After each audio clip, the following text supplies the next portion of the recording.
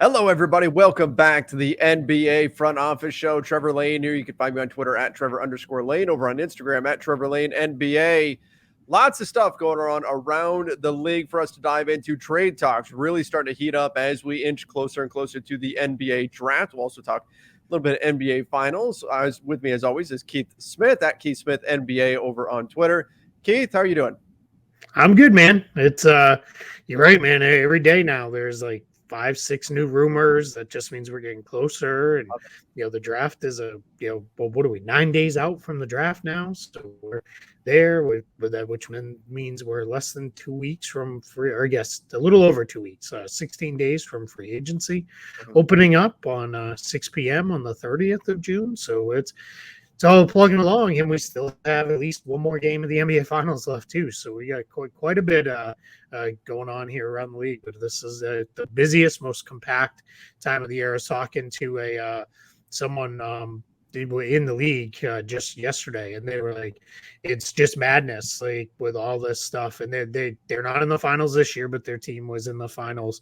Let's just say recently, within the last few years, and they were like, this is crazy because it just everything's happening all at once, and you've got people all over the place, and you're trying to coordinate a million different things and make sure you're done by 9 o'clock Eastern to be able to watch games and all that stuff. So it's a wild time right now. Sleepless nights, that's for sure. That's for sure. When you're in that situation, let's talk a little bit about Game 5 of the Finals. The Warriors get the win in the third quarter. It looked like the Celtics were going to just take over. Then the Warriors counterpunched and were able to ultimately get the win. I've seen you on Twitter quite a bit, trying to be the voice of reason amongst Celtics Twitter out there, trying to tell everybody that it's not over because there is a lot of doom and gloom going on, but the Celtics have already been in this position in this playoffs where they've needed to win 2 games and they managed to accomplish it. So how are you looking at things right now, and how do you feel moving forward here? Yeah, by no means do I think they're the lock to win the title or anything like that, but they're going back home for Game 6. So the dog is he's got the sneezes right now. What's going on with him? So but yeah, I think they've got a pretty good chance to force a Game 7. They're at home, so if you do what you're supposed to do at home and win the home game, they should be okay. But I think I think they've got a pretty good shot here of getting that done. And then Game 7's a weird stuff just happens in Game 7, so we'll see how that all comes together here in the next day or so. But they've got to clean up the self-inflicted stuff, the missed free throws, the turnovers. All those things are just and some of these turnovers, it's like you can see them. They're like dribbling directly into the Warriors and throwing it to them and almost handing it to them. So it is a major problem for them right now. I think what I see, and I always think this is just a mistake if we look at things this way, but I see a lot of the Warriors won and Curry was 0 for 9 from 3. This is done, right? I see a lot of that out there. But we also saw a few games ago, the Warriors lost and Curry and Clay both played well. They got the game they needed out of Curry and Clay, and they still managed to lose. This thing's done. That's not really the way basketball works, because a lot of times one guy has a poor shooting night, another guy increases their shooting performance. You see, like if Curry misses a 3, the net result of that possession doesn't have to be a negative. Sometimes you come up with the offensive rebound, you score off of that. And so we see these stats and we just go, oh my gosh, well, if Curry, if he's 0 for 9 from 3, he's normally going to be 4 for 9. So that's 12 more points. Just add 12 more points onto the Warriors stats next time, and that's what's going to happen. That's not really the way basketball works. So I don't think that Curry's shooting is any indication that the series is over or anything like that. Will he shoot better than 0 for 9 next time? Yeah, it's a pretty good chance that he's going to make some threes next time around, but that does not necessarily equate to an easy Warriors victory. Yeah, and he'll shoot better. We'll probably won't see Jordan Poole and Gary Payton II combined for 29 points off the bench next time around. So, I assume back at home, maybe the Celtics role players will play a little bit better. Their bench was miserable in Game 5. So, we'll see what happens. I think it's, anybody who, I get it, right? That's what we do in sports. We overreact to whatever the most recent thing is. And I don't know. I struggle to understand what anyone gets out of going into the doom and gloom, and this isn't any sports situation where it's just, everything's terrible and it's over and, they're awful and blah, blah, blah, blah, blah, whatever it is. I mean, there's people today that are like, we need to look at, is Jason Tatum really the guy? He's 24 and you're in the Yeah. finals. Like, and I fully prescribe to the fact of you got to make the most of your chances when you get there. Cause these windows, I mean, hey, we all thought the Oklahoma City Thunder, when they went to that finals, were probably going to run the West for a decade, and they never made it back. So things happen. So you got to take advantage when you get there, but that doesn't mean you go crazy and start trading people. When you're going into Game 6 of a NBA Finals, but I get it. It's sometimes I wish for my own well-being, I would just avoid it, stay away. Like there's no reason, because those people, they don't want to be happy, they don't want to be convinced, they don't want to see a bright side or a silver lining, they just want to be miserable. So there's times when I'm like, you know what, you want to wallow in negativity, go ahead and wallow in it. I should just leave you be. Well, they say misery loves company, so that's what you're seeing. That is what they say. Last thing, I feel like fatigue is starting to, before we move into the news, I feel like fatigue is starting to become a bigger factor in this series. We're starting to see guys wear down a little bit. To me, like I was watching the game last night and I was thinking this on both sides, this doesn't look like the two best teams in the NBA right now. And I think a lot of it is just they're exhausted at this point, and I think that's starting to become a bigger thing. Maybe 2 days off now between games will sort of give them a little bit of a boost heading into Game 6, but it looks like you've got a couple of teams that are running on fumes out there. Yeah, I think even the 2 days off, though, one of those days involves a cross-country flight, one of the longer flights in the league, so that's always a little hard to deal with too. But yeah, I think fatigue, the physicality of this series on both ends. I mean, these guys are just, it can be very hard, but tear your eyes away from the ball and watch the off-ball action on both ends. Like these guys are they're beating the crap out of each other. Nobody cuts through the lane clean in this series. You're getting bumped, you're getting banged, you're getting knocked. It's almost like knocking a wide receiver off the route in football. You're banging them off their cut. And then the other thing I think too is they are two very good defensive teams, and I think that is wearing down. There's just nothing easy offensively, minus the Warriors off Celtics live ball turnovers, and that's pretty easy. But beyond that, yeah, it's just these two teams are really getting after it, and that's been tough. There's a lot of people saying stop making excuses for Jason Tatum at me on Twitter. But the reality is, Jason Tatum, since the bubble, has basically not stopped, right? The bubble happened and everyone went home for about 3 weeks and then went right back into another season almost. Then that season ended and Tatum was one of the guys, went right into the Olympic stuff. And I think people are thinking more, well, yeah, but they lost early. But the guys who lost early in the playoffs still reported early for the Olympic. Not everybody did the Drew Holiday, Devin Booker, Chris Middleton jumped on a plane from the finals and went to the Olympics. Most of the guys went right away. And then this season he also had a bout with long COVID where he talked about he needed an inhaler for months after having that. So it's one of those things where you look at this and it's like, yeah, I mean, this guy, I just think he's a little bit worn down, and it's not. I'm not making an excuse, but fatigue is a factor. It's a real thing. Like I don't know why we can't make it a talking point. Has he played poorly? Yes. Played absolutely awful, and he's the first one to say it. He's been saying it himself, but that doesn't mean that he's not also tired. Like both things can be true, and it can be a reason why he's played so poorly. Yeah, no, I agree 100%. I think it absolutely has to be a factor at this stage.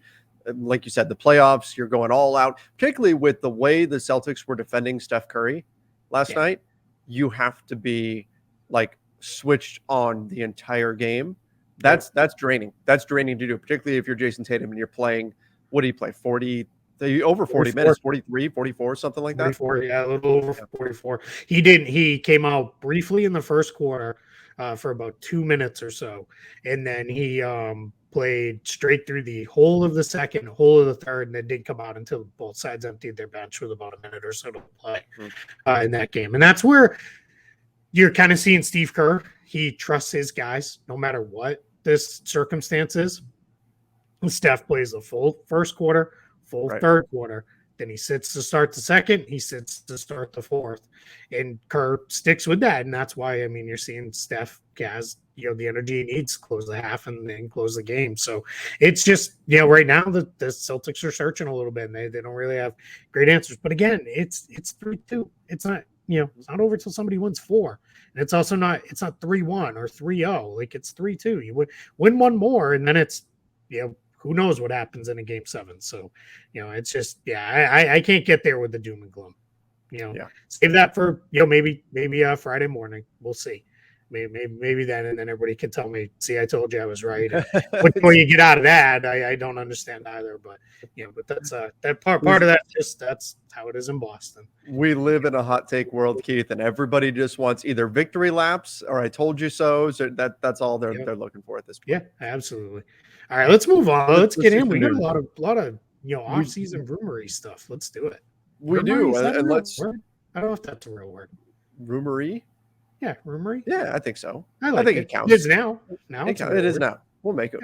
Yeah. Let's start with Zach LaVine, one of the bigger name free agents that's out there on the market. We've been saying all along that most likely he returns to the Bulls. There were some points where that was a speaking of told you so's. here's a victory lap for us. We were right. No, I mean, come on. Like this isn't even done yet, right? I mean, this is just a rumor that's out there at this point, but just this isn't even like, hey, we called our shot, right? This is just, you look at the market, where's he going to go? It didn't make a lot of sense. It made sense for him, for his agency to use whatever landing spots were out there as a leverage point for negotiations with the Bulls to say, hey, mess around. I've got other options. But realistically, if Zach LaVine wants to win, staying with Chicago makes the most sense. And we talked about this yesterday.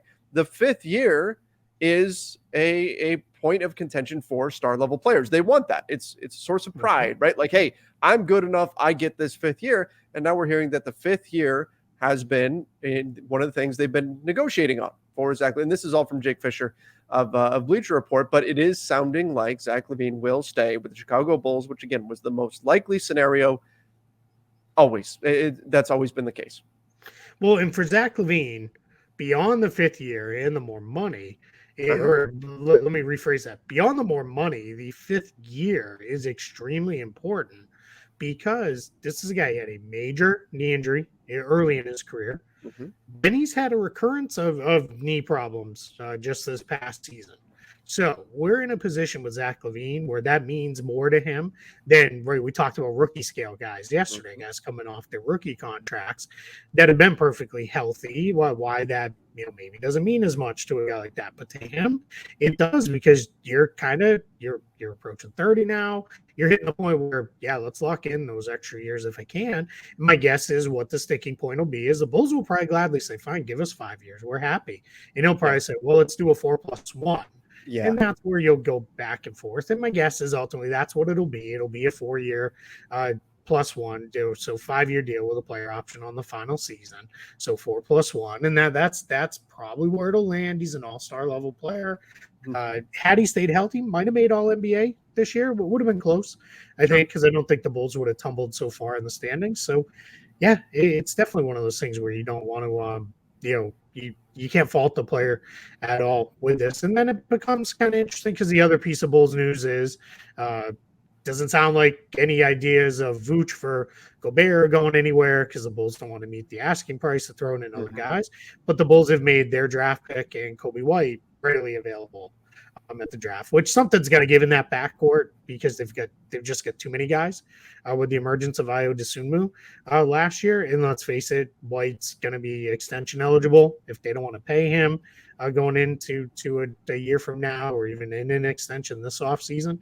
Might as well cash in, move, and get something that maybe fills a need elsewhere. And Vucevic is tough because he's clearly starting to hit, I think, that regression point. And every once in a while we see with big men, when it goes fast. very, very quickly.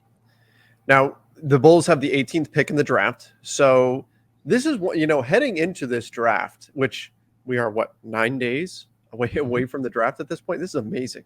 But it feels like, and maybe this is just me falling into the hype, but it feels like there's more draft picks that are available or up for trade this year than a normal year. Again, this might just be me getting lost in the weeds. That's just my gut feeling right now. Is it seems like there's more teams willing to trade away picks right now than we typically see.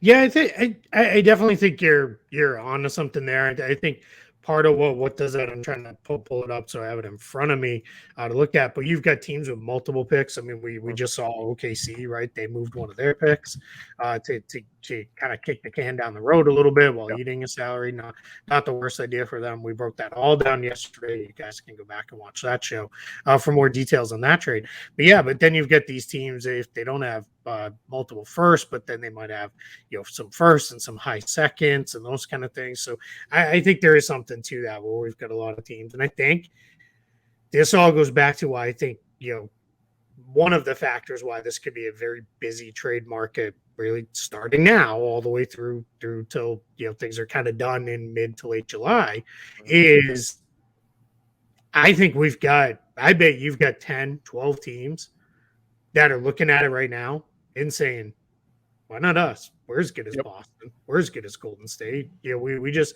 we get healthy, make the right move. We're right there next year. And I think because of that, you're seeing teams that are saying, we don't need a rookie. We don't need somebody else to come in here and try to develop. Well, let's go try to get a win now player. I do wonder, just in terms of economics, though, if there's more teams that are of that mindset, that drives the value down for draft picks because supply and demand. So unless you're Sam Presti. Well, sure, yes, unless you're Sam Presti. Good point. But I wonder, who's going to be the opportunistic team that's going to find a way to take advantage of that specific market situation and grab some extra picks that maybe come at a little bit cheaper cost than they would normally. Yeah, I think what you have to do, I mean, this is not rocket science here in saying this, but I think it is a failure of teams pretty regularly, is you have to be very, very honest with yourself with where are we as a team? What are our goals for next year, for the couple of years after that, kind of in our 3-year time horizon. And it's, for some teams, that's very, very easy. If you're Orlando, if you're Oklahoma City, if you're Houston, it's, we're rebuilding, try to get better, try to develop. If you're Detroit, it's probably, all right, we've kind of done a little bit on that end. Let's step forward. If you're, Boston, Golden State, any number of those teams that we're talking about, it's win a championship. I think, though, there's teams in the middle where I think what you could look at almost here and say is, we're probably not a title contender, but we're not going to rebuild either. But yeah, if we could pick off a couple extra draft picks here, for some guys who are, it's not really going to hurt us to trade one of these guys out of our rotation. Why not? Like I think about like the New York Knicks, right? Mm-hmm. They were to say, we're going to trade Alec Burks. And I'm not saying Alec Burks is going to get you a first round pick, but if you could trade him in something to get an extra first round pick, you might look at that and say, yeah, is that really going to materially change where we land in the standings?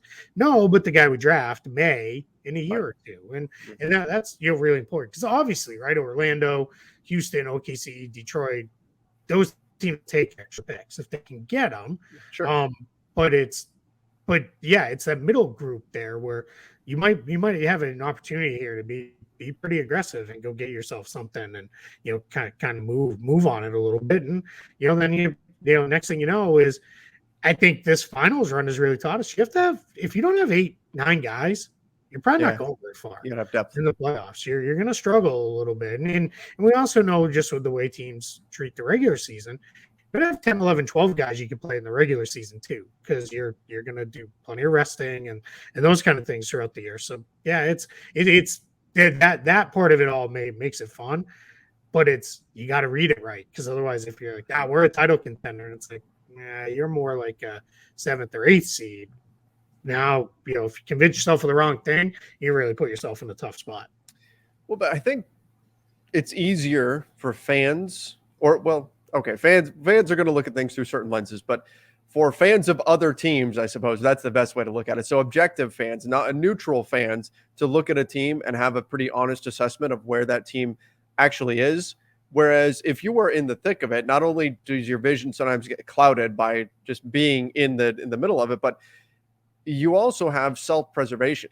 that becomes a Yeah. factor as well, where Yeah. if you're a general manager of a team and you've got to sell to the owner of the franchise that, hey, we're not great right now, and I'm going to go get a draft pick that might be good in 4 or 5 years, that's a difficult thing compared to, hey, we really could do this. We're really close. Let's add a piece and let's go and see what we can do. It's the same thought process as trading when you're kicking off a rebuild and trading for picks that are 5-6 years down the Yep. line.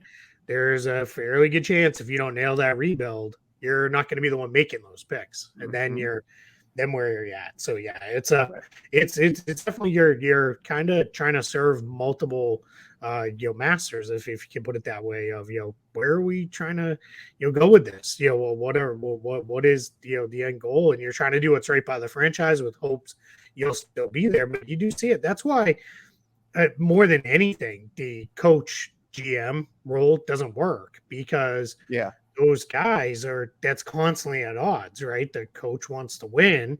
The GM is got to prioritize the future to some extent with that. So it does become one of those things where it's hard to thread that needle and pull it off. That's why we've seen so few people be able to do it.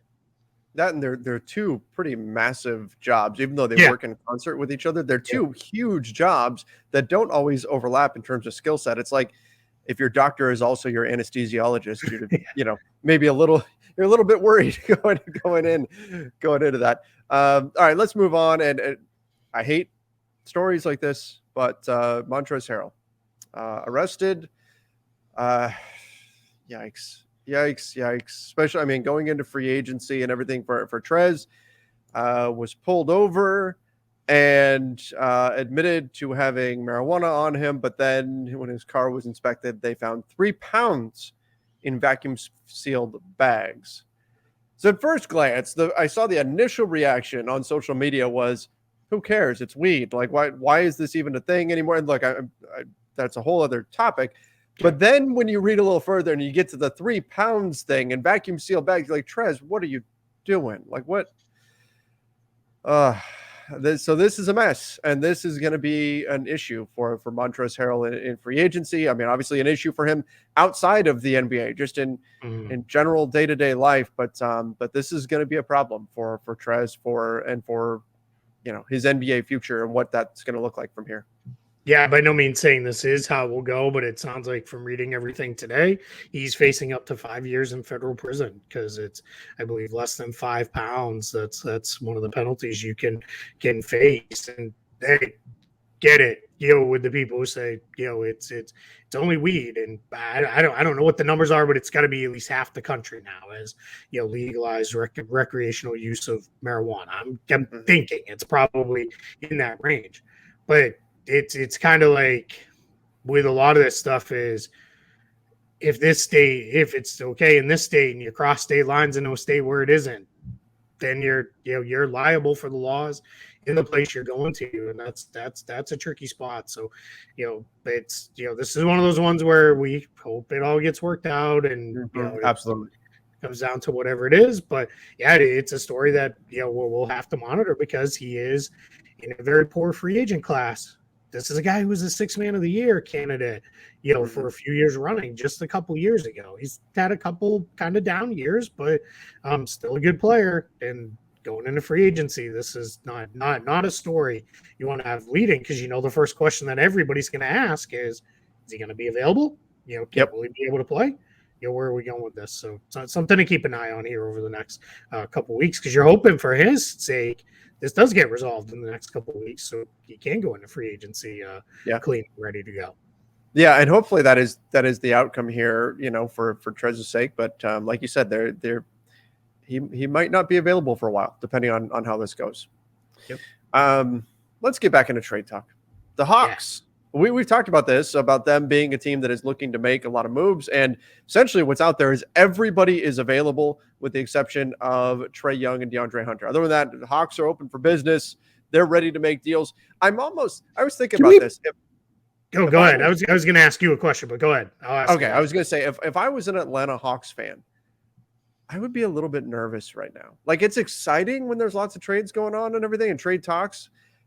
but I haven't heard any trade rumors yet. And this is early, but any trade rumors yet featuring the Hawks that have made me think, yep, that's the guy. That's the guy they need to go get. This is going to take them to the next level. That's not, and the rumors so far have sounded like overpays on the part of the Hawks. Again, nothing done, just rumor stage right now, but I'd be a little bit nervous. Yeah, this isn't one of those where it's the Miami Heat are interested in Kyle Lowry and couldn't make something happen at the trade deadline. And then it came back up, leading into free agency, and it was like, all right, the Heat are getting Kyle Lowry. And you're like, okay, that makes sense. Kyle Lowry is really good. And, here we go.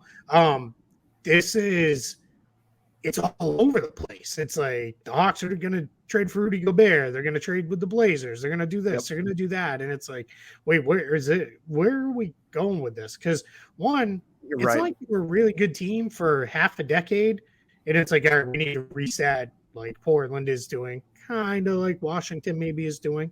And it's also not a situation where it's like, we've gone as far as we can go, tear it all down and start over. You're not in that position either. And nor are you, all right, we're 2 players away from being a title contender. Like, it just seems odd. Like, the whole thing feels a little bit off with me. The question I was going to ask you, and then we can get into some of the other names and stuff like that, because we want to talk that. Would you have DeAndre Hunter off the board? Would you be like, no, he's untouchable? I wonder if it's the contract situation, knowing that he has to get paid, if that's enough to just depress his value for other teams. But maybe. That's my guess, but no, right? I mean, like, if you're like, why are you drawing the line at DeAndre Hunter, who's great, by the way? I mean, he's been like, I'm nothing against him, but it's just an interesting place to draw the line when you're clearly not drawing the line at, say, John Collins, who is also fantastic. That is a bit odd to me. But then, like you said, the rumors are, it's not just like, okay, Portland, we know they're going to be a buyer. Portland's looking to add players. With the Hawks, they're going to try to add a player? No, wait, they're going to try to trade for a pick. Like, it reminds me of the episode of The Office where the rumors start spreading. Michael Scott finds out one rumor that's true, so then he just starts saying a bunch of stuff, right? Just so that nobody would know what the true rumor was. Like, is that what the Hawks are doing? They are Michael Scotting the rest of the NBA right now? Maybe.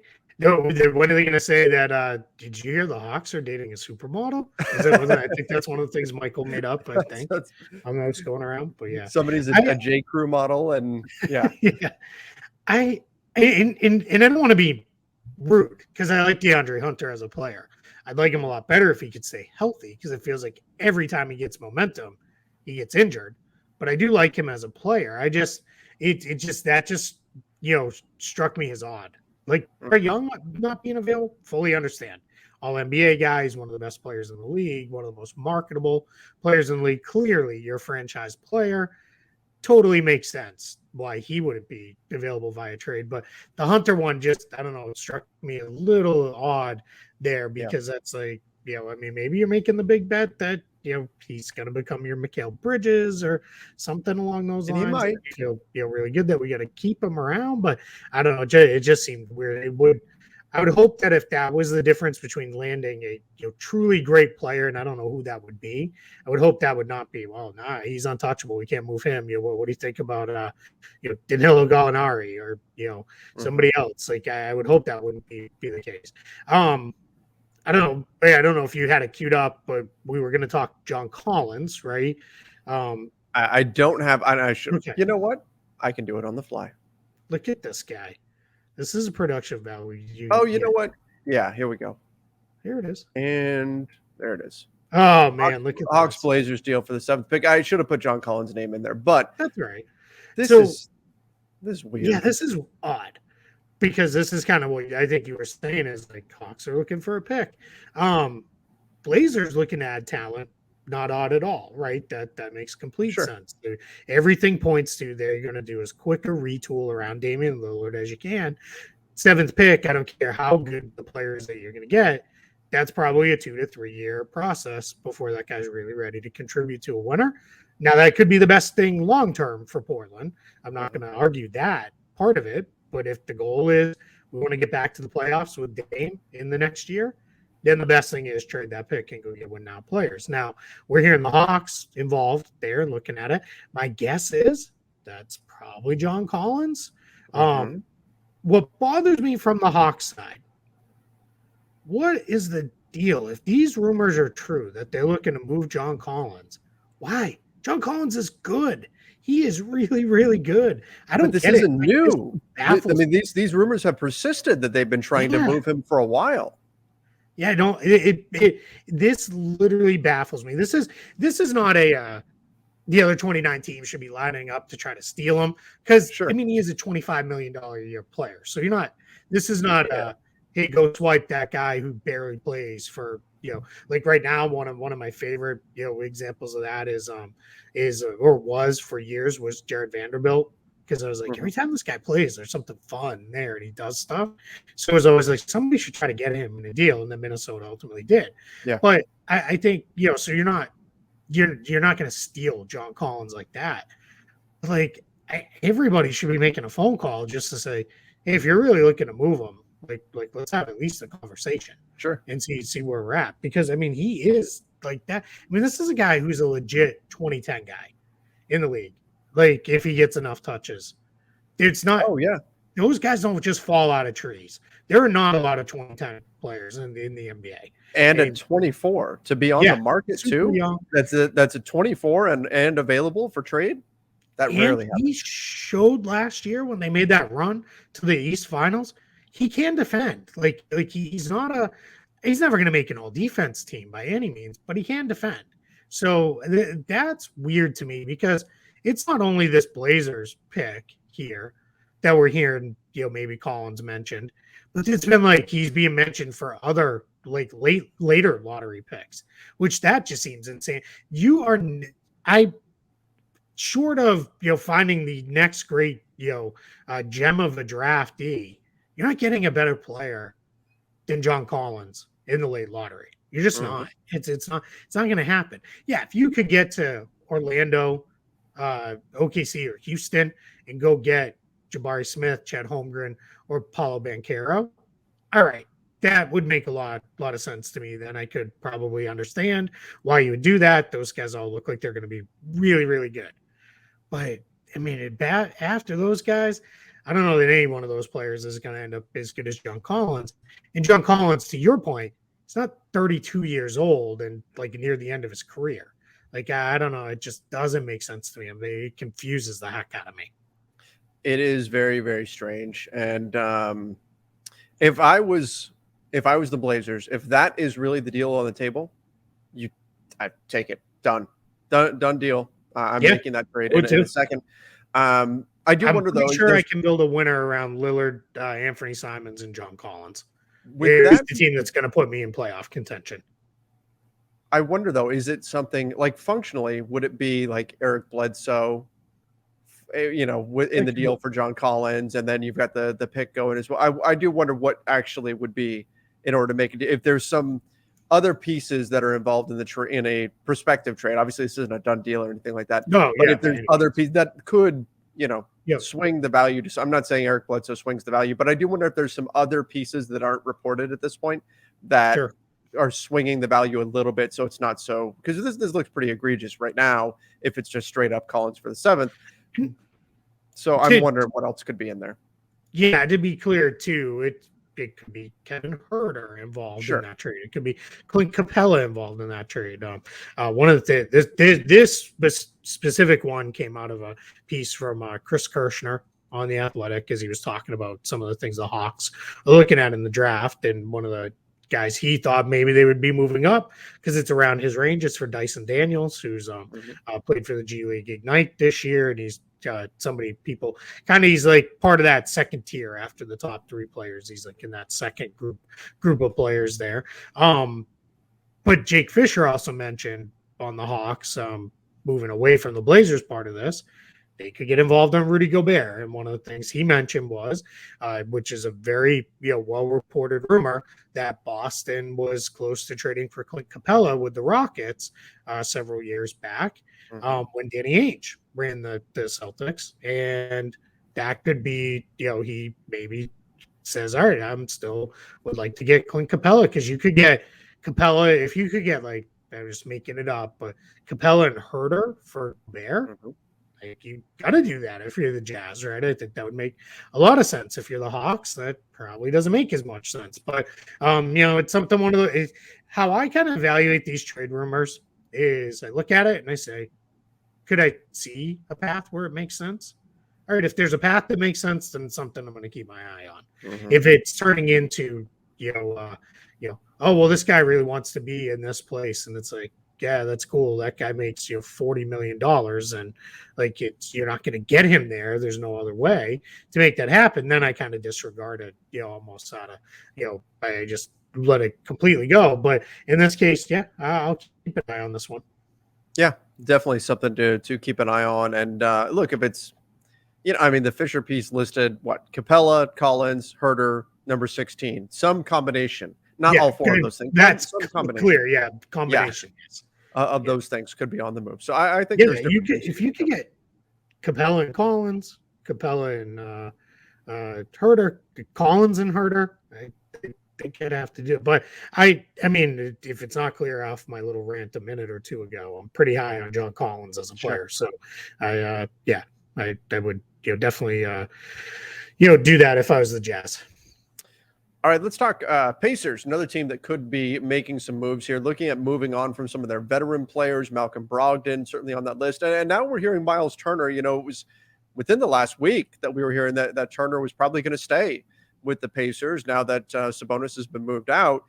But that door hasn't been closed entirely to moving on from him. So Turner, Brogdon, some names that are going to pop up on the market, and the Pacers are going to look to see what they can add. Maybe add another first-round pick, maybe add some more young talent. They're going to look to try to rebuild this thing on the fly. So it'll be interesting to see what options are out there for guys like Brogdon and Turner. Certainly players who, when available, when healthy, they can be impact players for a team. Yeah, Brogdon's a nice player too, because you can kind of plug and play him in almost any backcourt. He can either be, start on or off the ball at the 1 or the 2. He'd also be kind of like the role Derek White plays for the Celtics. And he comes in and he's kind of your ideal third guard because he can play either guard spot for you. I think that would be really, interesting for a lot of teams. His contract's a little higher than what it is, especially considering he seems to always have some kind of injury, if not 2 or 3 different injuries going on. But I do think it's, kind of interesting, to see where that goes. The Turner piece, so I'm going to guess what happened was, the other day, it was reported they're not going to trade Myles Turner. Then it probably came back around, and somebody was like, "Hey, we're not completely out on listening to Turner. Yeah, right?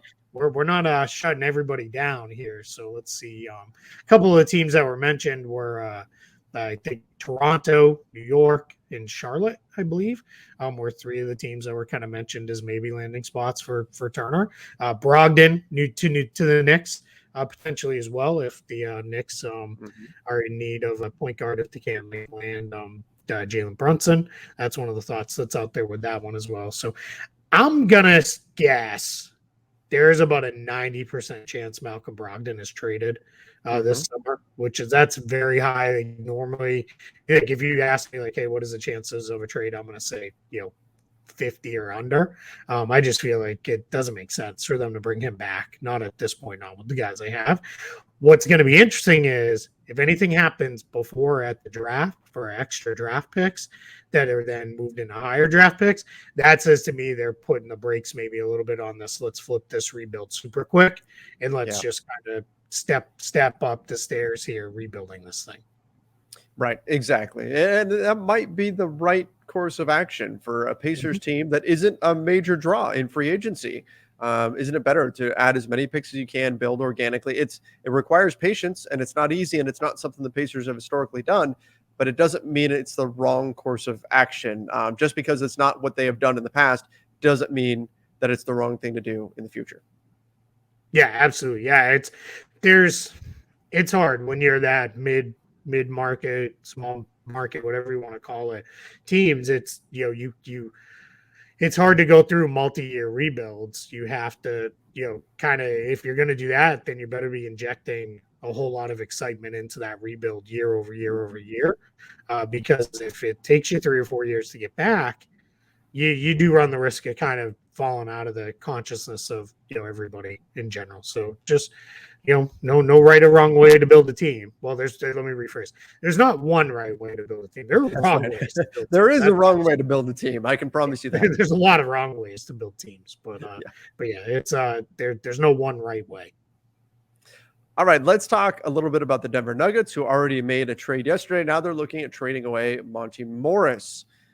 Maybe a bigger role next season for Bones Highland, things like that. But Morris also filled in pretty well for Jamal Murray. Mm-hmm. So maybe you could see that as you're trading him while he's got some solid value around the NBA. This Nuggets team also, they cleared some salary space with that move of JaMychal Green. So they're continuing to shuffle some things around, but they still see their core with Aaron Gordon, Michael Porter Jr., Jamal Murray, of course, Nikola Jokic, that core being one that can win a championship for them. They've paid for this core. They are mm-hmm. committed to them. They're just going to look to move some of the pieces around the edges and see if they can find the right fit. Yeah, I think rather than move a big salary to create that tax flexibility and tax clearance, you already saw move the $8 million for JaMychal Green. And to be clear, that trade's not complete yet. We'll see if that's completed before the draft or in that little window in between the draft and the next year. That there could be a component to that of freeing up how far out the protections can go on the pick, where they may want to actually complete it in that window between about the week-long window in between the draft and the next league year. But that'll come. But you see in that, you could clear another $8-9 million with Morris coming off the books. And you're right. If you feel like, hey, we can hand it to Bones Highland and we're going to get 65, 70 games out of Jamal Murray without worry, you're probably okay then to move on from Monte Morris. And he becomes a pretty good point guard target for those teams that need a point guard. He's mm-hmm. become one of the more high-end backup point guards, who's also shown he can be a pretty solid starter when you need him to. So, that's definitely one to keep an eye on. All right, last thing we've got today, Overtime Elite team is going to be in the basketball tournament. The basketball tournament, TBT. So this is an opportunity to see some prospects, perhaps before they make it to the NBA. Always exciting, and let's face it, we're going to be hitting a basketball drought pretty soon. So this could be fun. Yeah, the basketball tournament's always fun because you kind of, hey, I remember that guy, and you right. catch on whether it be from college or maybe had a cup of coffee in the NBA, or he's been a big name overseas or something like that. And we do see every once in a while one of those guys pops back up and makes it to the NBA, or makes it gets a big overseas contract or something. But Overtime Elite being in there, for those who aren't familiar, this is one of those alternate pathway programs to mm-hmm. Hey, come make some money and play. There's also a school component for these guys, and they go to Overtime Elite. We're going to see the first ever player with them go there via scholarship coming up, so he'll retain his NCAA eligibility and be able to go. So it's kind of a prep school-ish type of deal, but not exactly, because it's not exactly that, but it's just another pathway. But this is a cool thing that they're going to be in this, and we're going to get to see a handful of these guys who maybe get drafted into the NBA. They're definitely going to have a kid out of this drafted this year. Gene Montero is going to be drafted this year in the draft, from Overtime Elite. So, they may have a couple other guys too. So we'll see ultimately in the end. But yeah, we've got a lot of stuff coming down the line. I think with this, it makes it interesting when you can check these guys out. It's kind of fun to be able to check guys out. As you said too, we'll be in a little bit of a basketball drought at that period. So, it's always fun to pop in and see that as well. What is not coming is a basketball news drought. Oh, no. It is going to be a torrential downpour between now and like the third week of July or so. And we do have Summer League mixed in there as well. It's going to be a lot of fun. Can't wait. And look, the topics today already, we've got trade rumors starting to fly and all that. And once, like the NBA, they tend to kind of, maybe frown upon is the right phrase. Like they want things to stay relatively quiet during the finals so that most of the attention stays on the finals. Once the finals end, I mean, the dam's Oh, going then they want it all because they want to stay top of the news shows and everything Absolutely. else. Absolutely, yeah. So we're going to be here. It's going to be absolutely bonkers. And it's going to be a lot of fun right here on the NBA Front Office Show. So all the more reason, this is what I'm getting to, all the more reason to subscribe right here on YouTube. Don't forget to turn on notifications. Or if you're listening to the podcast version of this, make sure you are following us over on Apple Podcasts, and then give us that 5-star review, a rating, and then leave us a review as well. It's a great way to help out the show. It takes like all of 20 seconds to do it. So we really appreciate people who will rate and review the show. And of course, don't forget to subscribe. And thanks to everybody who sent nice comments on YouTube about the new trade alert that we had. Kudos to Trevor for coming up with that one and putting that together. We had a lot of fun. Behind the scenes here of NBA Front Office Show, we probably spent way too long laughing and looking at different things we could do and thinking it was absolutely hilarious. And it was surprisingly hard to find a clip of Adam Silver just saying, "We have a trade." It was ridiculous. Like, I'm like, this should be easy, but no, it was very difficult to find that. No, I think we had a blast. Next up, I want to do a breaking news alert. Yeah, I think we need that for the mid-show news that breaks. I think we need one of those. So I need to get to work on that. Maybe I'll do that a little bit later today. But good show. It was a lot of fun. Lots of stuff going on around the league right now. This is going to be an exciting period in the NBA here as we get towards the NBA offseason. We have the finals wrapping up. We have the draft. All kinds of stuff to dive into. So looking forward to what is to come here. Again, make sure you are subscribing. Don't forget to turn on those notifications. Till next time, everybody. See ya and stay safe.